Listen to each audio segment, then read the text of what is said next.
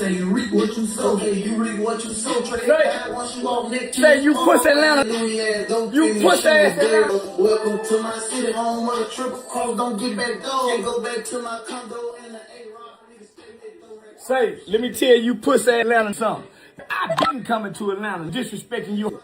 Trouble dead ass. Now you do something now. You sit up on them podcasts, Big Banks, and DJ Stream.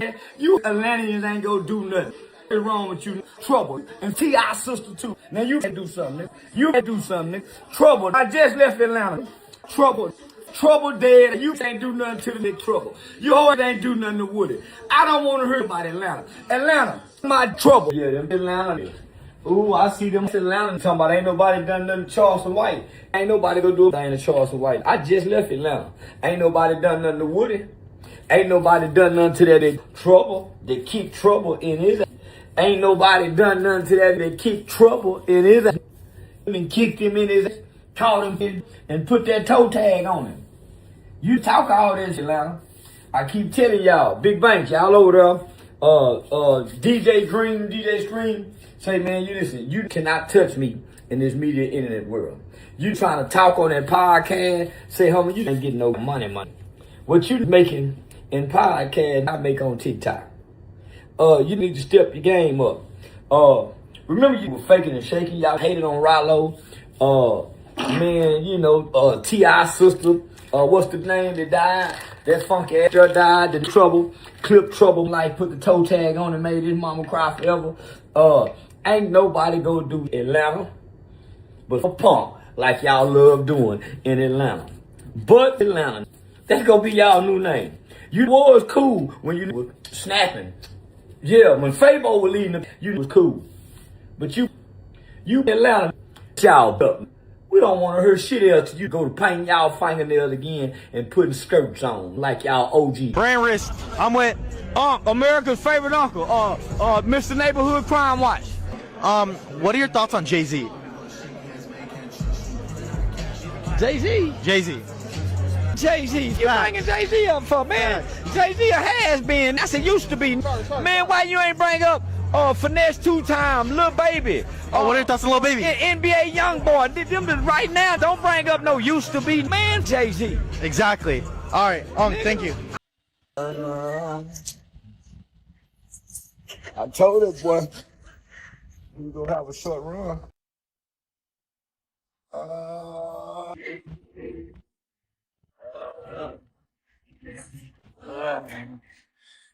Yeah, I told that boy he was gonna have a short run. Yeah, I told him it wasn't gonna be long. It wasn't gonna last long. He not that interested.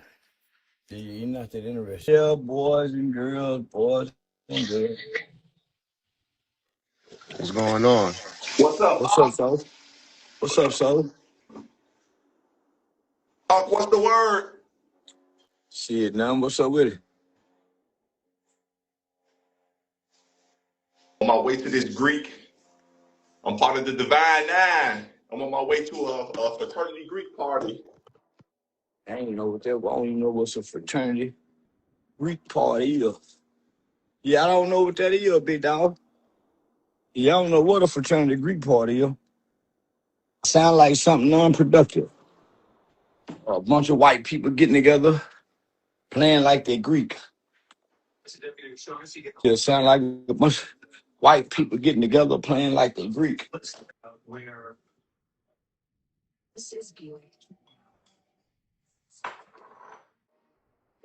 Exceptional by design. During the Discover Vehicle event, get 0% getting up for 5 years, 2026 models, plus 100 payments until next year. Hey guys, what do you usually do if you're waiting for the bus, waiting for the subway, or just chilling behind while your kids are asleep? Play this game.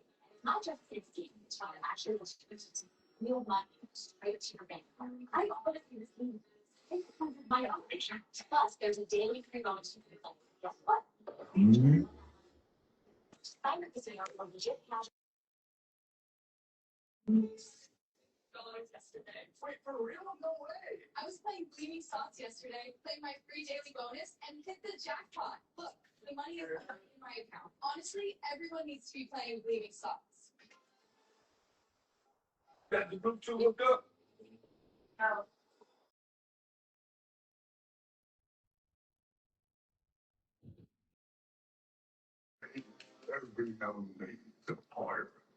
No need to talk. There's so many free shows and movies and lies. I said, baby, there'd be no need to bother. No need to violence. And what do they do? Sit down. Right. What else? Something today, be pretty much it. I think the YouTube of just mine not.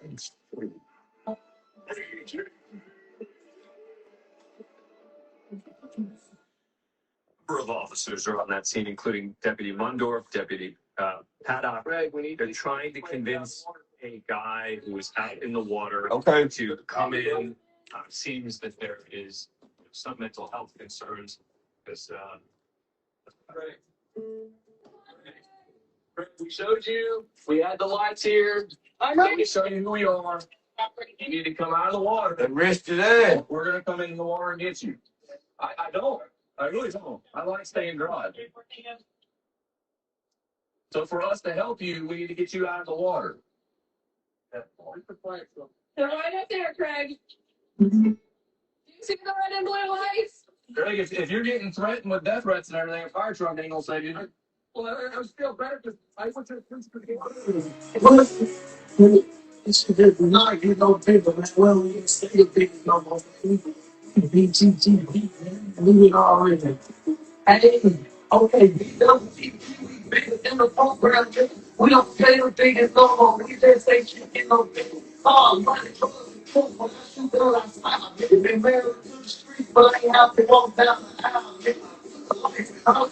I can't want to. Charleston White just went completely off on Atlanta, and this time, he wasn't coming for just one person.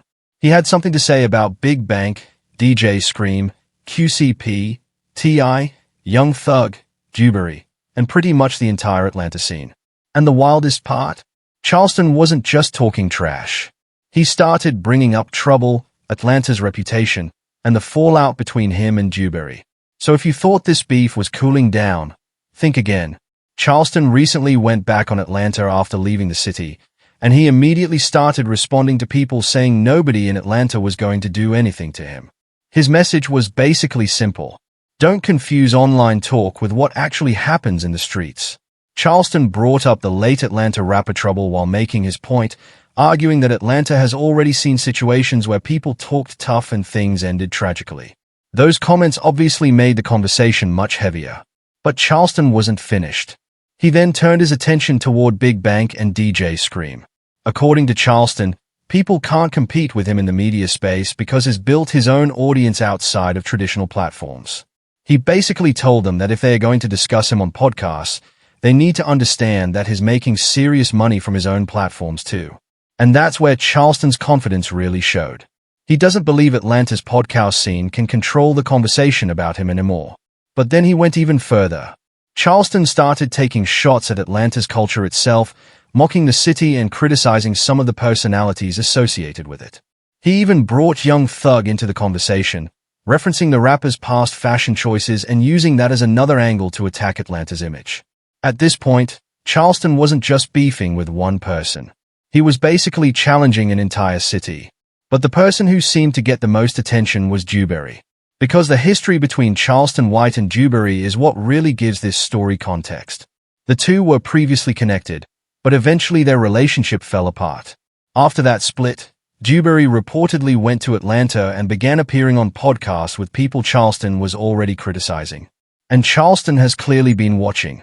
Now he's claiming DewBerry had his moment, but that moment didn't last. Charleston called him out and basically said the run was short-lived. He mocked the number of interviews DewBerry was getting and suggested that people weren't as interested anymore. Then came the part that made the situation even more interesting.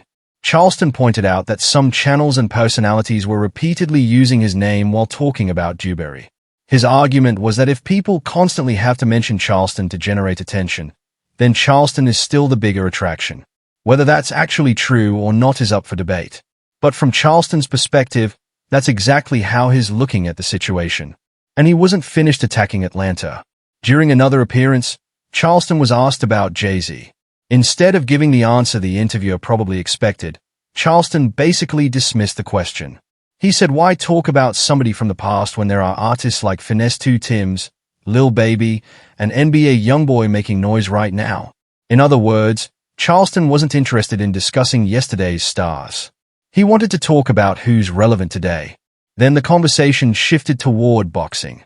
Charleston was asked when he planned to get back into the ring, and once again, he had a name ready. Ray J. Charleston said he wanted to fight Ray J and even threw out Black History Month 2027 as a possible target. He joked about Ray J needing to lose weight and recover from his eye injury before the matchup could happen. And knowing Charleston, there was no way he was going to mention a potential boxing match without turning it into another roast session. But the biggest takeaway from this entire rant is that Charleston doesn't seem interested in backing away from Atlanta. He's doubling down. Big Bank? Called out. DJ Scream? Called out. QCP? Called out. T.I. brought back into the conversation. DewBerry? Charleston says the run is already over. And Atlanta as a whole. Charleston basically told the city he isn't impressed. Now, obviously, a lot of what Charleston says is his own opinion, his own interpretation, and his own trash talk. But that's exactly what makes his content so controversial. He knows how to turn one disagreement into a much bigger conversation. And this time, he didn't just attack one individual. He attacked the entire ecosystem surrounding Atlanta hip-hop and podcast culture. The question now is whether anybody from Atlanta is actually going to respond. Because Big Bank and DJ Scream have platforms, DewBerry has already been involved in the fallout. And Charleston has made it clear he's ready to keep talking. So who do you think is going to respond first? Do you think Charleston is right that DewBerry's momentum has already disappeared? Or is DewBerry just getting started in Atlanta? And what about Big Bank and DJ Scream? Should they respond to Charleston? Or is ignoring him the smarter move? Drop your thoughts in the comments. Like the video, subscribe to the channel, and turn on those notifications because if somebody from Atlanta decides to clap back, you already know Charleston isn't going to stay quiet.